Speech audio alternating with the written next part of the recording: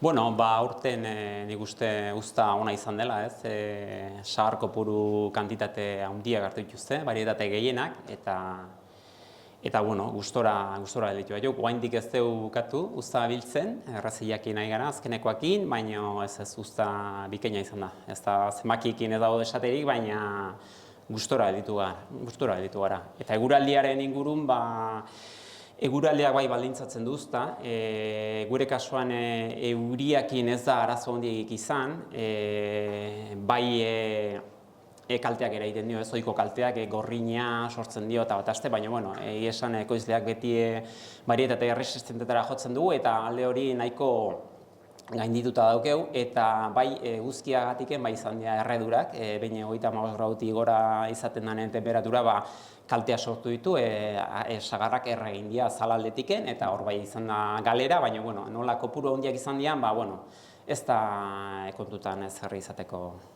gauza izan. Errazil sagarrak estimo handia dauka, bai sukaldeako, bai gozogintzarako, eta gaina gehien irauten du sagarretako bada, ez da? Hori da, bai, errazil sagarrak azkenen sagar barietateen artean gailurrean jarraitzen duen dik, zergatik, hemen ohiuraz sagar gazia da, azidotasuna handia daka, hasieran gordin jateko zaila egiten da, baina denboran bildu eta aste parea eta hasten da goxatzen, jaisten bere indar hori eta hor gora etortzen da, sagarra, eta gero erabilpen zabala du, oso erreza erabiltzeko, bai sukaldean, bai konpotak diela, mermela diela, membrilloak direla, erreta jateko, denetarako zapore oso ona ateratzen du, eta bere puntuan, ekoizleak ere bere puntuan ikasi dugu biltzen, etxoiten etortzea, berandu bildu, eta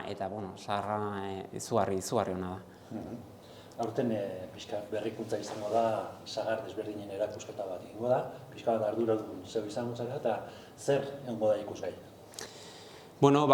Erakusketa honetarako prestatu ditugu, hemen Gabiran ekoizten ditugu hainbat sagar barietate mota ezberdin,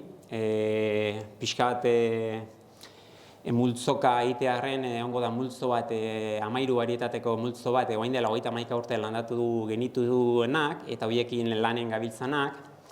eta horiekin batera jarriko ditugu beste 10 barietate, azken 2 urte hauek oso emankorrak izan die, barietate berrien inguruan, eta 10 barietate berri sortu ditugu, eta horiek ere multzo horretan egongo dira erakusgai, hauek barietate gehienak gorriak dira,